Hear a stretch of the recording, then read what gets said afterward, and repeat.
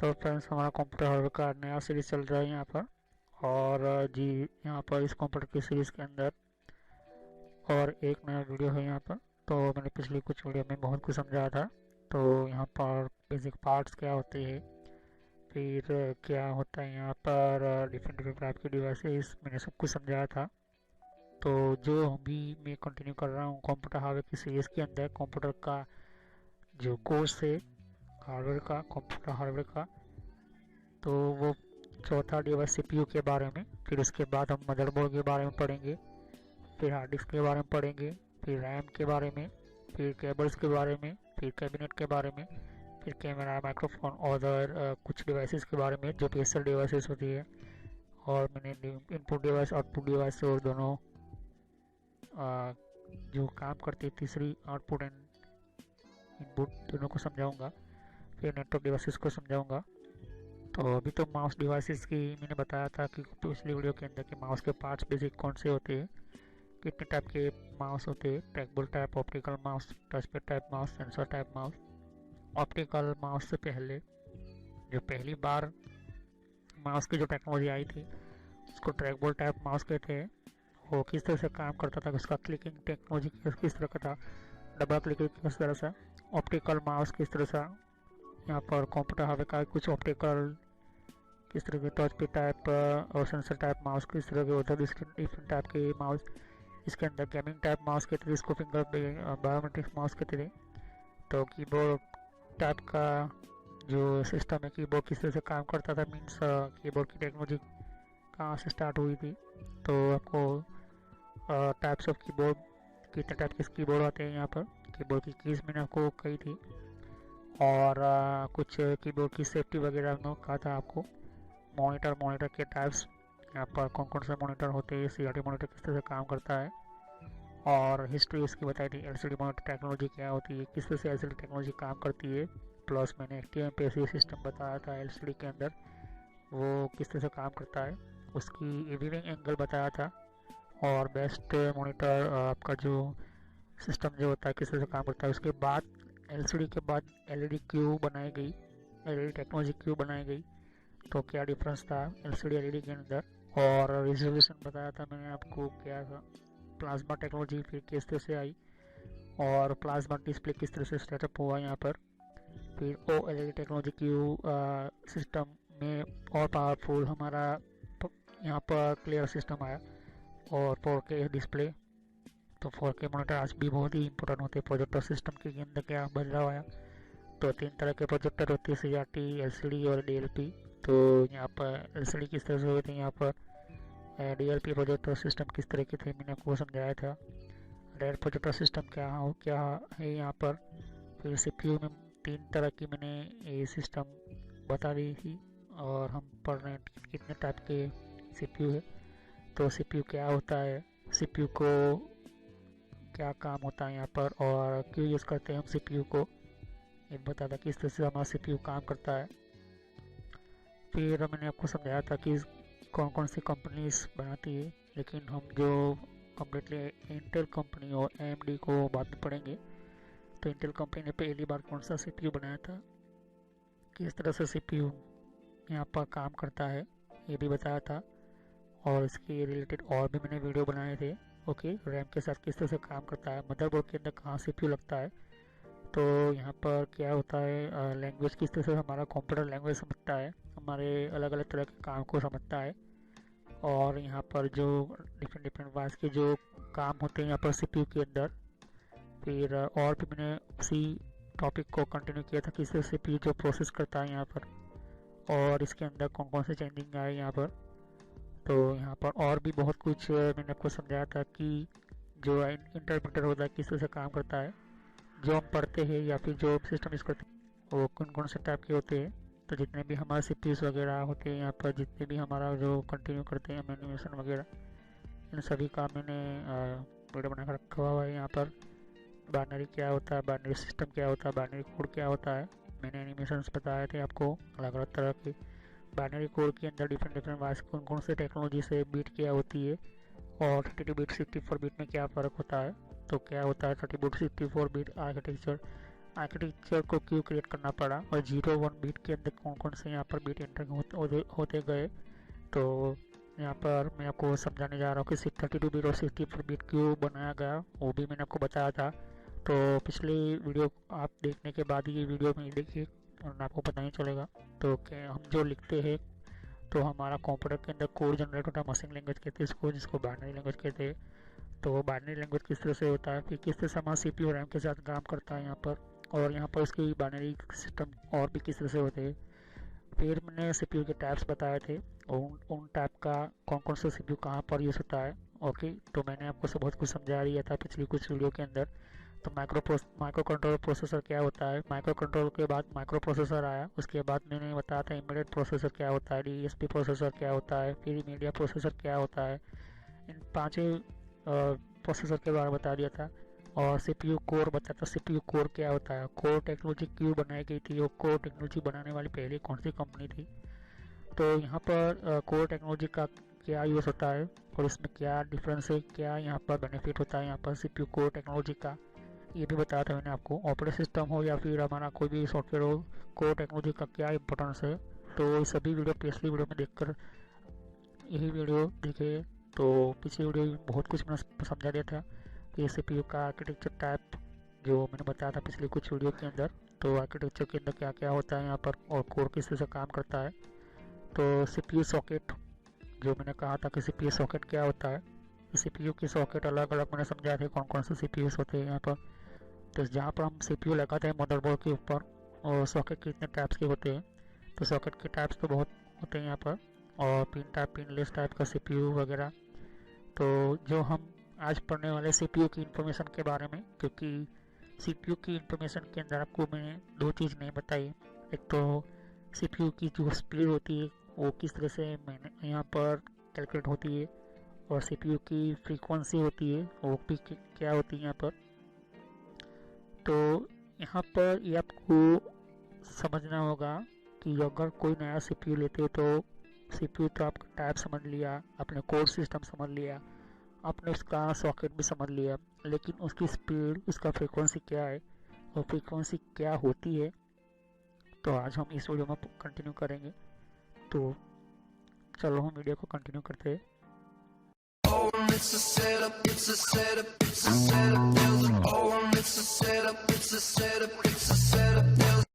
तो वीडियो को स्टार्ट करने से पहले मैं आपको छोटा सा मैसेज देना चाहता हूँ कि इस तरह से आप सोशल कॉलेज एंड एंटरटेनमेंट लिखोगे तो इस तरह से मेरा चैनल आ जाएगा। इस पर क्लिक करने से आप मेरे चैनल के ऊपर पहुँच जाओगे। अगर आप मोबाइल यूज़ करते हो यूट्यूब पर आप लिखोगे तो आपको इस तरह से लिखना है। और बहुत मेरे प्लेलिस्ट के अंदर मैंने अलग अलग कोर्सेज बना कर रखे हुए हैं, तो आपको बेसिक नॉलेज पहले स्टार्ट कीजिए, उसके बाद ही ये अलग अलग डिफरेंट कोर्सेज को ज्वाइन कीजिए। तो मेरी सभी वीडियो पार्ट वाइज होती है यहाँ पर। Social college and entertainment channel, ये जो चैनल है मेरा, ये आपको फ्री में और एडवांस लेवल पर सिखाने के लिए बहुत आपको हेल्पफुल रहेगा। और कोई भी प्रॉब्लम है तो आप मुझे कमेंट कर सकते हैं यहाँ पर।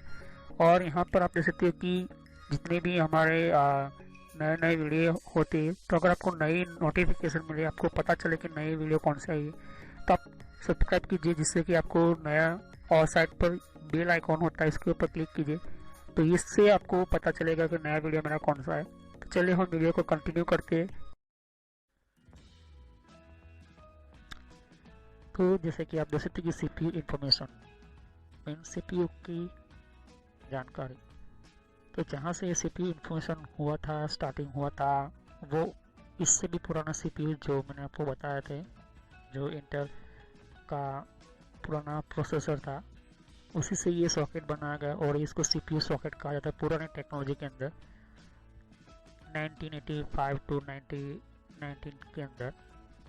फिर जैसे जैसे मदरबोर्ड चेंज हुआ, टेक्नोलॉजी चेंज हुई, माइक्रोचिप में एंटर हो गया, तो यहाँ पर पिन टाइप के CPU के अंदर चेंजिंग की गया। तो इतना सारा CPU एंटर करने की जगह माइक्रोचिप आ गया, और उसके बाद और मॉडर्न टेक्नोलॉजी आ गई, मॉडर्न टेक्नोलॉजी जिसके अंदर और भी पिनलेस हो गया। तो CPU का इंफॉर्मेशन के टैब्स के अंदर मैंने आपको कहा था कि CPU टैब्स मैंने आपको पढ़ा दिया, CPU कोड पढ़ा दिया, लेकिन CPU स्पीड और CPU की सॉकेट के टैब्स के अंदर और भी बहुत कुछ आपको समझना होगा। तो CPU की स्पीड को जानने से पहले कुछ हमें इम्पोर्टेंस समझना चाहिए। जो पिन टाइप की हमारे जो सीपीयू थे वो पिनलेस से ज़्यादा कमज़ोर थे, मीन्स इसका पावरफुल नहीं था। ज़्यादातर इसको P4 टाइप के सॉकेट में लगाया जाता है यहाँ पर, इसको पेंटियम कहते हैं सीपीयू। लेकिन पिनलेस सीपीयू के अंदर बहुत ही टेक्नोलॉजी एंटर की गई। सीपीयू कोर है, फिर एडवांस कुछ और भी इसके सिस्टम्स। तो सीपीयू कोर के अंदर ही हम ज़्यादातर हम पढ़ेंगे। तो पुराने यहाँ पर कंप्यूटर की स्पीड से लेकर हम कंपैरिजन भी करेंगे कोर टेक्नोलॉजी में कौन सा सिस्टम होगी। तो कोर टेक्नोलॉजी आप देख सकते हो कि आज के लेटेस्ट टाइम के अंदर कोर i9 का एक्सट्रीम और एक्स सीरीज़। तो एक्सट्रीम और एक्स सीरीज़ में क्या फ़र्क होता है वो भी हम समझेंगे। तो व्हाट इज़ क्लॉक स्पीड, क्या है क्लॉक स्पीड। जैसे कि मैंने आपको कहा था कि सीपीयू की स्पीड जो है वो क्लॉक स्पीड के अंदर और फ्रीक्वेंसी के अंदर दो सिस्टम के अंदर कैलकुलेट होती है। तो in general a higher clock speed means a faster CPU. तो जितना क्लॉक स्पीड ज़्यादा होगा उतना फास्ट सीपीयू उसको माना जाता है यहाँ पर। However, many other factor come into play। तो किस तरह से और भी दूसरे फैक्टर जो है प्ले होते हैं यहाँ पर। तो किस तरह से आपको समझोगे, कैलकुलेशन किस तरह से करोगे। Your CPU process many instruction. तो हमारा जो सीपीयू होता है बहुत सारे इंस्ट्रक्शन के ऊपर काम करता है। Low level calculation like arithmetic. तो बहुत ही कम कैलकुलेशन के अंदर अर्थमेटिक सिस्टम होता है from difference program every second. तो हर अलग अलग प्रोग्राम डिफरेंस होते हैं, हर सेकंड्स के अंदर वो चेंजिंग होते रहते हैं। The clock speed measure the number of cycle your CPU execute पर सेकंड, मेजर इन GHz, इसको कहते हैं गीगाहर्ट्ज। तो आज के सिस्टम के अंदर, आज के मॉडर्न टेक्नोलॉजी के अंदर गीगाहर्ट्ज के अंदर इसको कैलकुलेट किया जाता है। तो ध्यान से आपको समझ लेना चाहता हूँ कि हर एक मिनी सेकंड के अंदर कितनी स्पीड के अंदर वो डेटा को ट्रांसफ़र करता है, मीन्स इसके डेटा को प्रोसेस करके हमें आउटपुट देता है। ये होता है एग्जीक्यूट करने को बोलते हैं वो। तो एग्जीक्यूट का मतलब ये होता है कि जो आप कंप्यूटर को इंस्ट्रक्शन देते हो, राइट क्लिक किया, फोल्डर बनाया, फोल्डर फट से बन गया। तो वो जो फोल्डर बनाने का जो डेटा है वो जो एग्जीक्यूट करता है उसको कहते हैं एग्जीक्यूट पर सेकंड कहते हैं इसको। तो इसको मेजर किसके अंदर किया जाता है, गीगाहर्ट्ज के अंदर, आज के टाइम के अंदर किया जाता है। तो a cycle is technically a pulse synchronised by an internal oscillator. तो ऑक्सीलेटर का मतलब होता है कि कहाँ, तो 1 मिलियन का मतलब होता है कि 10 लाख। तो 1000 ओके। तो 1 मिलियन कैलकुलेट हम करेंगे तो 1 मिलियन, तो मिलियन में 1 लाख करोड़। ओके। तो 1 मिलियन करोड़ मीन्स देख सकते कि 1 मिलियन 10 लाख के अंदर। तो 10 लाख से भी ज़्यादा 10 करोड़ के अंदर भी आपका ये क्या होता है कि डेटा 1 सेकंड्स के अंदर सेंड होता है यहाँ पर आज के टाइम के अंदर। तो जो हमारा सीपीयू होता है, CPU 1, CPU 2, CPU 3, CPU 4, okay. तो यहाँ पर 10 लाख से भी ज़्यादा यहाँ पर सिग्नल्स को सेंड होते हैं यहाँ पर, और आपको पता भी नहीं चलता है। लेकिन some time multiple instruction are complete a single clock side. कुछ ऐसे हमारे इंस्ट्रक्शन होते हैं तो सिंगल क्लॉक साइड में ही हमारा फटाफट काम हो जाता है। इन अदर केसेस इंस्ट्रक्शन में B handle over multiple clock cycle. तो कुछ ऐसे भी होते हैं हमारे कुछ सीपीयूज की प्रॉब्लम के अंदर कि मल्टीपल क्लॉक साइज होते हैं।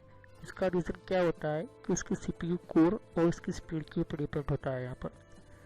और since different CPU design handle instruction differently, क्योंकि इसी के ध्यान में रखते हुए मिलियन से बिलियन सिस्टम हुई। ओके। तो clock speed with in the same है CPU brand and generation. Okay, तो आप कंपेयर कर सकते हो। तो देख सकते हो कि जितने भी हमारे CPU की स्पीड है कई गुना 10 गुना से भी ज़्यादा बढ़ चुकी है आज के टाइम के अंदर। तो CPU speed represent how many cycles per second it can execute. Clock speed is also reference to as clock rate, PC frequency and CPU frequency. तो क्लॉक रेट को जितना भी आप समझोगे क्लॉक की स्पीड को, उतना आपके ऊपर अच्छा रहेगा। तो PC frequency and CPU frequency. दूसरा मेन चीज़ है यहाँ पे this is a major in gigahertz. Okay, GHz जो 3.2 से ज़्यादा होना चाहिए। तो which reflects billions of pulse per second and is abbreviated as gigahertz. तो जितना भी आप एक सेकंड के अंदर कितना 10 लाख से भी ज़्यादा सिग्नल्स वो भेज देता है। तो ऐसे CPUs के अंदर CPU फ्रीक्वेंसी भी देखनी चाहिए जो हमारे CPUs की स्पीड के साथ साथ काम करती है।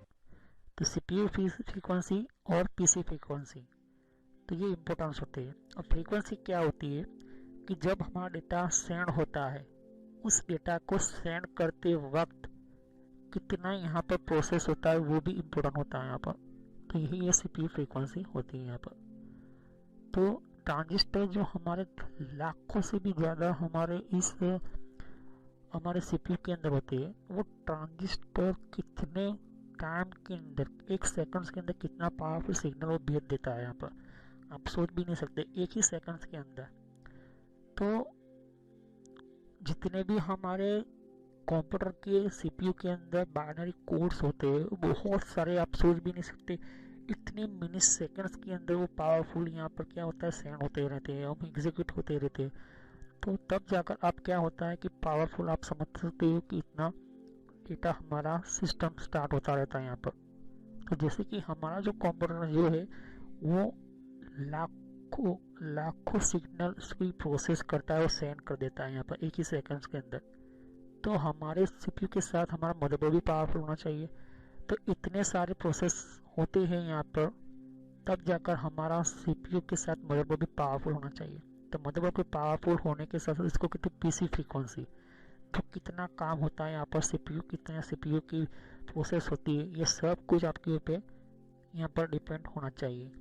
तो जब हमारा CPU फेल होता है, मीन्स हमारा CPU का कोई रिस्पॉन्स हमारा कंप्यूटर नहीं देता, हमारा कंप्यूटर का बहुत ही हैंग होने का कारण हमारे CPU की स्पीड कम हो जाने का, या तो फिर हमारे कुछ ऑपरेटिंग सिस्टम के अंदर वायरसेस आ जाने का।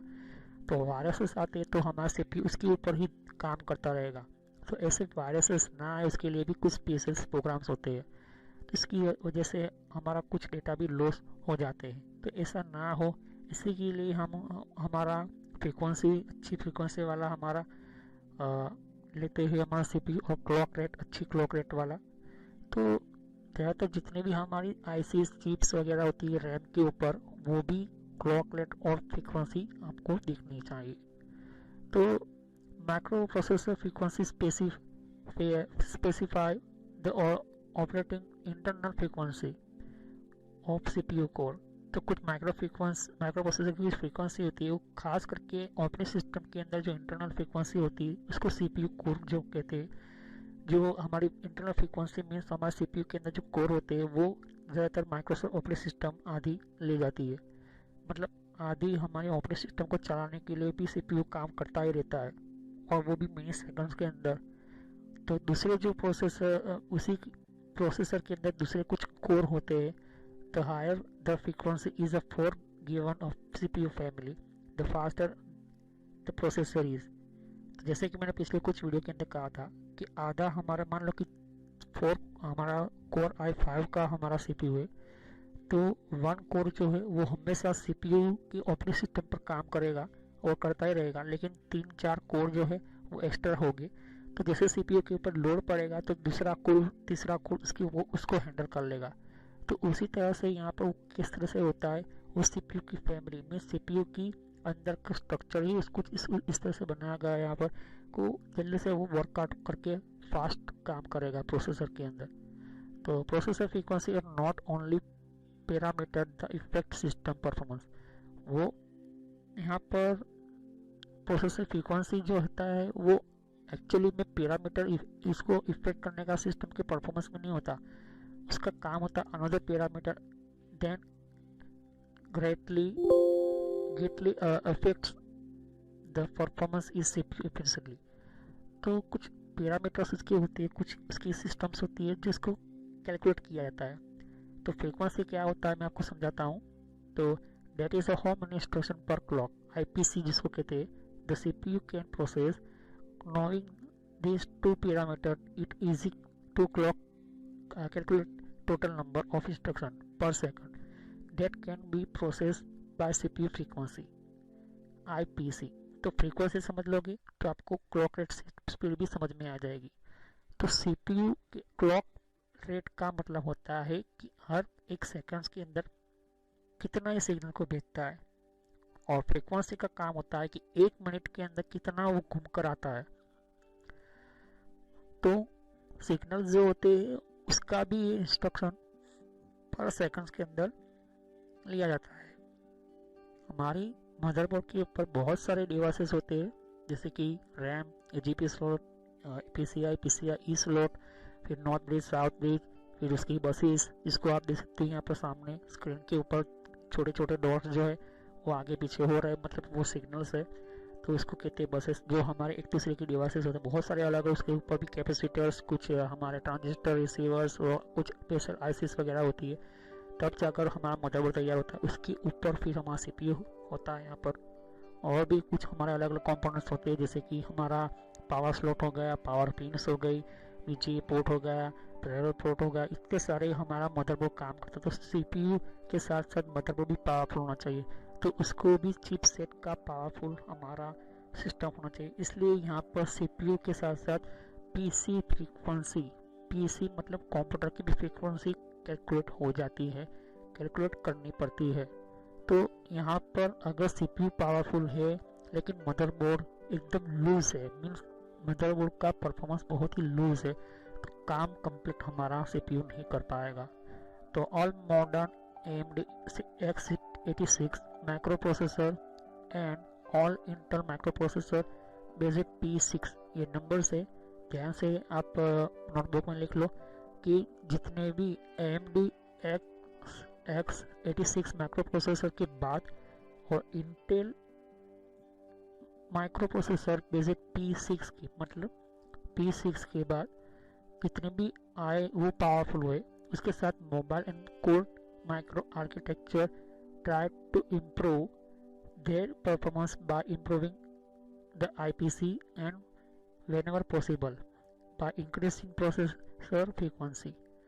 तो मोबाइल और मोबाइल की कोर टेक्नोलॉजी भी आई और माइक्रो टेक्नोलॉजी ने हमेशा कोशिश की इम्प्रूव परफॉर्मेंस करने की, बेहतर से बेहतर हमारी इंटरनल फ्रीक्वेंसी को, और पॉसिबल हो सका तो उनको इंक्रीज करने को, मतलब इसकी प्रोसेस को बढ़ाने की कोशिश की है यहाँ पर।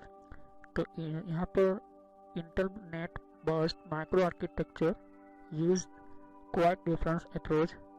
It try to increase processor frequency at the expense of IPC। This did not work well for this micro architecture. तो कुछ ऐसे डिफरेंस अप्रोच होते हैं यहाँ पर जो हमारे माइक्रो आर्किटेक्चर को जो यूज़ करते हैं हम लोग, लेकिन कुछ हमारे फ्रीक्वेंसी प्रोसेसर जो होते हैं आज के टाइम के अंदर भी हमारे कंप्यूटर हैंग होते हैं। तो इसका कारण यही होता है कि जो हमारी ज़रूरत से ज़्यादा हम CPU को ऊपर लोड देते हैं, मतलब उसकी जो 3.2 की गीगाहर्ट्ज़ का प्रोसेसर है, लेकिन आप जो प्रोसेस करने जा रहे हो आपके ऊपर प्रोसेसर के ऊपर, तो वो लोड ज़्यादा पड़ता है यहाँ पर। तो इसका फ्रीक्वेंसी और क्लॉक रेट हम नेक्स्ट वीडियो में बहुत ही अच्छी तरह से समझेंगे। अभी आप ये समझ गए होंगे।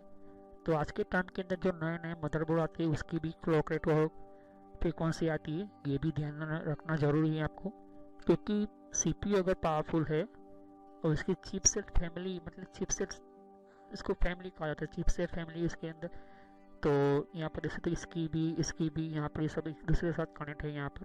तो ये क्या होता है कि ये जो होता है ये सब कुछ एक साथ ग्रुप में हैं, तो इसको चिपसेट फैमिली कहते हैं इसको।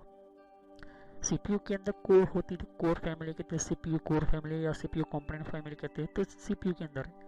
लेकिन अगर ये पावरफुल है और ये बहुत ही कमज़ोर तरीके से काम कर रहा है तो ये इतना परफॉर्मेंस नहीं दे पाएगा। तो सीपीयू के साथ मदरबोर्ड भी पावरफुल रहे, तो यहाँ पर इंजीनियर ने और भी बेहतर सीपीयू के साथ साथ यहाँ पर ये हमारा मदरबोर्ड बनाया गया है यहाँ पर, खास करके गेमिंग खेलने वाले लोगों को। तो इसके अंदर चिप्स, इसके अंदर रैम भी होती है, तो रैम को भी पावरफुल बनाया गया है यहाँ पर। और रैम कितने टाइप की होती है मैं समझाऊंगा आपको। तो नेक्स्ट वीडियो में हम पढ़ेंगे फ्रीक्वेंसी का कैलकुलेशन हम देखेंगे। ओके, तो thanks for watching my video, have nice day. हम नेक्स्ट वीडियो मिलते हैं। तो मेरे सभी वीडियो को पार्ट वाइज देखें, मेरी सभी वीडियो पार्ट वाइज ही होती है, अगर आप पार्ट वाइज नहीं देखोगे तो आपको पता नहीं चलेगा। तो सभी वीडियो को पार्ट वाइज देखने के बाद ही आपको ये कंप्यूटर की नॉलेज आपको बढ़ेगी, वरना आप बीच में से देखने जाओगे तो आपको पता नहीं चलेगा। तो thanks for watching my video, have nice day. तो फ्रेंड्स, वीडियो पूरा होने के बाद भी मैं एक छोटा सा मैसेज देना चाहता हूँ। यहाँ पर देख सकते हो कि बहुत आपको नए नए वीडियो आते हैं, तो यहाँ पर सब्सक्राइब पर क्लिक कीजिए, और सब्सक्राइब पर क्लिक करने से और बेल आइकॉन पर भी क्लिक करना होगा आपको। इससे क्या होता है कि आपको नोटिफिकेशन मिलती है, मतलब एक मेरा मैसेज मिलता है कि कौन सा नया वीडियो अपलोड होता है। हर वीडियो की अलग अलग मेरे रीज़न होते हैं। ओके, और हर वीडियो मेरा पार्ट वाइज होता है, तो सभी वीडियो पार्ट वाइज होने के कारण आप यहाँ पार्ट वाइज पढ़ोगे तो अच्छी तरह समझ में आएगा। प्लेलिस्ट पर क्लिक करोगे यहाँ पर, तो ध्यान से देखिए कि बहुत सारे यहाँ पर मेरी प्लेलिस्ट क्रिएट करके रखी हुई है। तो किस तरह से आपको आप नए कंप्यूटर में हैं तो आप बेसिक स्टार्टिंग यूज़र ये जो है प्लेलिस्ट वहाँ से शुरुआत कीजिए, जिससे कि आपको और अच्छी तरह से समझ में आए। अगर आप नए नए कंप्यूटर में यूज़र हो तो नए कंप्यूटर की यूज़र के अंदर आपको ये पहले ये वीडियो देखिए। इसके बाद यहाँ पर आप देख सकते हो कि आप विंडो 7 यूज़ करो या विंडो 8 यूज़ करो या विंडो 8.1 यूज़ करो या विंडो 10 यूज़ करो। ये बेसिक स्टार्टिंग जो यूज़र्स होते हैं बेसिक के लिए होते हैं। उसके बाद आपको माइक्रोसॉफ्ट का ये जो वीडियो होता है ये बेसिक स्टार्टिंग यूज़र्स के लिए, यहाँ पर MS ऑफिस का भी मैंने प्लेलिस्ट बनाकर रखा हुआ है। तो माइक्रोसॉफ्ट जो बेसिक कंप्यूटर लोगों को पढ़ाने वाला होता है, यहाँ पर लोग कंप्यूटर का बहुत ही यूज़ होने वाला होता है, इसके लिए होता है। अब उसके बाद पढ़ने के बाद सॉफ्टवेयर पढ़िए, सॉफ्टवेयर की प्लेलिस्ट अलग अलग मैंने बना कर रखी है। साथ ही मैंने कंप्यूटर हार्डवेयर का भी मैंने वीडियो बना कर रखा हुआ है, कंप्यूटर हार्डवेयर का भी मैंने बना कर रखा है यहाँ पर अलग से प्लेलिस्ट। तो यहाँ पर देख सकते हो कि सॉफ्टवेयर जो है यहाँ पर सॉफ्टवेयर का भी मैंने अलग से प्लेलिस्ट बना कर रखा हुआ है। तो पहले आप बेसिक से शुरुआत कीजिए। तो बेसिक में माइक्रोसॉफ्ट का किस तरह से कितने टाइप की सॉफ्टवेयर होती है उसकी भी मैंने यहाँ पर वीडियो बना कर रखी हुई है, वो प्लेलिस्ट बना कर रखी हुई है यहाँ पर। ओके, और यहाँ पर फिर वेबसाइट को किस तरह से यूज़ करना, जैसे कि वेबसाइट कौन कौन सी होती है, ईमेल की कितने टाइप की सेटिंग्स होती है, ईमेल कौन कौन सी होती है, फेसबुक क्या होता है। तो ये जो मिक्स में है, लेकिन अगर आप चाहते हो कि अलग अलग कैटेगरी वाइज, तो आपको यहाँ पर फेसबुक की अलग प्लेलिस्ट मिल जाएगी, जीमेल की अलग से प्लेलिस्ट मिल जाएगी। तो फेसबुक लोग इस्तेमाल करें फिर भी उनके फेसबुक अकाउंट हैक होते। और कंट्रोल पैनल भी, ये भी बहुत बड़ा इम्पोर्टेंट टॉपिक है। कंट्रोल पैनल का ये भी बहुत ही इम्पोर्टेंट सिस्टम है। अगर आप ये कंट्रोल पैनल नहीं पढ़ते हो तो आपका 50% कंप्यूटर जो 50% जो कंप्यूटर का जो पूरा कंट्रोल होता है वो कंट्रोल पैनल के अंदर ही होता है। तो ये कंट्रोल पैनल आप पढ़े, वो सभी वीडियो पार्ट वाइज ही है। और यहाँ पर आप देख सकते हो कि और भी बहुत कुछ प्लेलिस्ट आपको मिलेगी। तो पहले आप बेसिक से शुरुआत कीजिए, बेसिक माइक्रोसॉफ्ट से, फिर उसके बाद आप हार्डवेयर पढ़े। और ये जो मैंने अभी प्लेलिस्ट अभी ओपन कर रही है यहाँ पर हो रही है, यहाँ पर ये जो है नेटवर्क का वीडियो है, ये नेटवर्क के सभी प्लेलिस्ट है। तो अगर आप कंप्यूटर के फील्ड में कंप्यूटर हार्डवेयर अच्छी तरह से पढ़ चुके हो, कंप्यूटर हार्डवेयर पढ़ने के बाद आप नेटवर्क में जाना चाहते हो तो आप नेटवर्क में जाइए और नेटवर्क की बारे में पढ़े कि हमारा कंप्यूटर का इंटरनेट नेटवर्क किस तरह से चलता है। फिर इसके बाद यहाँ पर कंप्यूटर हार्डवेयर देख सकते हो कि मैंने कहा कि ये कंप्यूटर हार्डवेयर का वीडियो है। तो नेटवर्क पढ़ने से पहले कंप्यूटर हार्डवेयर कंप्लीट आपको समझ में होना चाहिए, आपको समझना होता है। यहाँ पर कंप्यूटर हार्डवेयर के बिना आप इस तरह से कोई भी स्टार्ट नहीं कर सकते हो। तो सभी वीडियो मेरे कोर्स जो होते हैं फ्री में है, बाहर आपको पे करना पड़ता है, पैसे देना पड़ता है, लेकिन यहाँ पर फ्री में है। तो चलिए हम नेक्स्ट वीडियो में मिलते हैं।